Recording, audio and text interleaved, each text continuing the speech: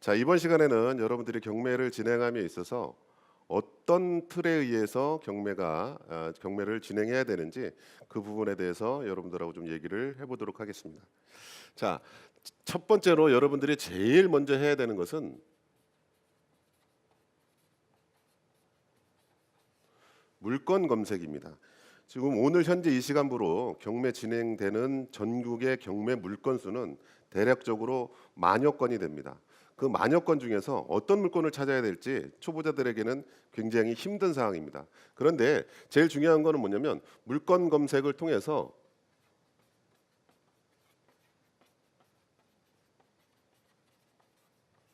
수익성 있는 물건을 찾아내는 게 가장 큰 관건입니다. 그런데 이게 그냥 뭐 검색을 통해서 찾아진다라고 생각하시면 안 되고 아는 만큼 물건이 보입니다. 아는 만큼 보인다라는 건 뭐냐면 기본적인 지식이 경매에 대한 기본적인 지식, 부동산에 대한 기본적인 지식이 있어야지 수익성 있는 물건을 찾아내는데 그 만여 건의 물건 중에서 정말 많은 노력을 해야 됩니다. 그래서 그 컴퓨터에 올라와 있는 전국의 경매 물건 중에서 정말 수익성 있고 그다음에 미래의 가치가 높은 그런 물건들을 찾아내는 것이 가장 첫 번째로 실행돼야 되는 것입니다. 누가 부동산 경매 물건을 추천해 주는 것이 아니라 여러분 스스로가 찾아내야 되기 때문에 시간 날 때마다 수시로 컴퓨터를 통해서 수익성 있는 물건을 찾아내는 그런 노력을 기울여야 됩니다. 절대로 누가 대신해 줄 수 없는 일입니다. 자, 두 번째는 그러한 물건을 골라냈다면 두 번째는 권리 분석을 해야 됩니다. 모든 책임은 매수인에게 있습니다.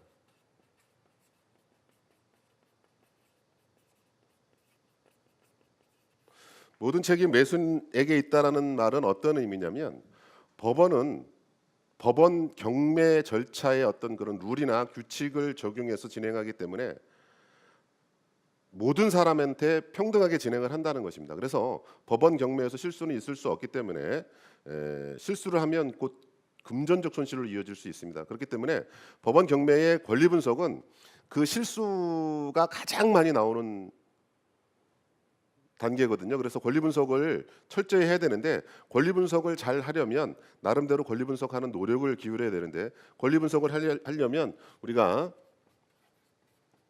등기부등본 이름이 바뀌었죠. 등기사항 전부 증명서로 바뀌었는데 아직까지도 이게 이제 입에 뱉네요. 등기부등본이라고 얘기를 했는데 이 등기부등본을 잘 보고 해석을 할 줄 알아야 됩니다. 그 다음에 말소기준 권리를 기준으로 해서 말소기준 권리 이후의 권리들은 매각으로 소멸되는 권리이기 때문에 크게 문제가 없지만 말소기준 권리보다 앞서 있는 권리들은 인수주의에 의해서 인수를 해야 됩니다. 그런 권리들이 있는 물건들은 절대로 입찰에 참여하면 안 되는데 초보자들은 또 그런 실수들을 굉장히 많이 하게 된다는 얘기죠. 그래서 권리 분석을 잘하는 것이 또 중요하고 세 번째로 권리 분석이 끝났다 그러면 바로 현장 답사를 가야 됩니다. 현장 답사가 왜 중요하냐면 이 역시 부동산 경매 물건을 누가 추천해 주는 것이 아니라 여러분들 스스로가 부동산을 보는 눈을 키워서 현장에 가서 그런 모든 제반 사항에 대해서 점검을 해야 되는데 특히나 초보자들 입장에서는 자기가 입찰하고자 하는 물건만 보는 경향이 굉장히 큽니다. 그런데 그건 굉장히 잘못된 생각이고 부동산에서 가장 중요한 거는 부동산이 위치에 있는 그런 입지 조건이 굉장히 중요합니다. 그래서 부동산은 움직일 수 없기 때문에 부동산의 가치를 판단하는 것은 내재적 가치와 외재적 가치가 있는데 주로 우리가 현장 답사를 하는 목적은 그 외적 가치를 따져야 되는데 그 외적 가치는 어디에 있냐면 그 부동산을 둘러싸고 있는 주변 환경에 의해서 내가 들어가고 입찰하고자 하는 부동산의 가격이 결정된다는 사실을 인지하시고 주변 환경에 대해서 철저히 점검을 해봐야 됩니다. 주로 우리가 이제 봐야 될 것들은 학군, 또 교통, 편의시설, 공원 이런 것들이 집값의 상승 요인에 작용할 수 있는 어떤 그런 요인들이고 그다음에 집값을 하락시킬 수 있는 어떤 그런 요인들은 혐오 시설이라든지 소음이라든지 그다음에 공해라든지 이런 부분들이 집 근처에 있으면 집값을 하락시키는 요인으로 작용하기 때문에 현장 답사를 통해서 여러분들이 그런 사항을 다 파악해야 됩니다. 또 거기에 또 중요한 것은 뭐냐면 거기에 어떤 사람이 살고 있는지 굉장히 중요하기 때문에 누가 점유하고 있는지를 파악하는 것이 현장 답사의 또 가장 큰 목적 중에 하나인데 중증 환자라든지 치매를 앓고 있는 어르신들이라든지 아니면 정신적으로 좀 문제 있는 사람들이 살고 있다 그러면 나중에 일반 부동산하고 틀리게 부동산 경매에서는 그분들을 내보내야 되는 어떤 절차를 거쳐야 되기 때문에 그런 분들이 살고 계시다 그러면 초보자인 여러분들 입장에서는 과감하게 그 물건을 포기하는 것이 나중에 명도에 있어서 덜 고생한다는 것 사실을 알고 계시면 되겠습니다.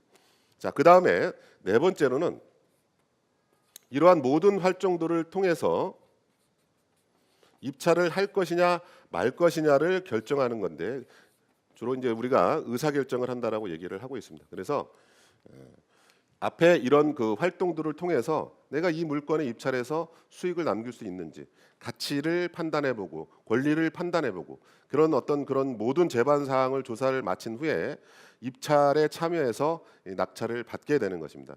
그다음에 낙찰을 받게 된다 그러면 마지막으로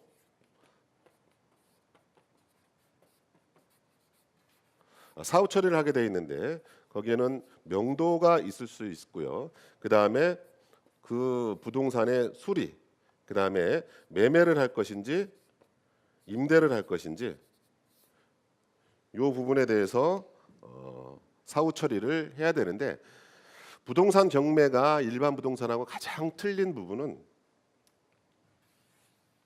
이 부분입니다. 명도. 일반 부동산 매매에서는 정해진 시간 안에 상대방과의 약속이 이루어지고 부동산을 인도받고 돈을 건네고 동시에로서 약속이 지켜지지만 부동산 경매는 낙찰받고 잔금 납부를 하고 소유권이 넘어왔는데도 불구하고 거기에 살고 있는 사람들이 나가지 않는 스스로 인도하지 않는 경우가 많기 때문에 법적 절차가 들어가야 된다는 얘기입니다. 그래서 초보자들이 제일 어려운 부분이 경매에 있어서는 사람을 내보내는 이 명도 부분입니다. 이 명도에 대해서는 다음 시간에 다시 수업을 하도록 하겠습니다.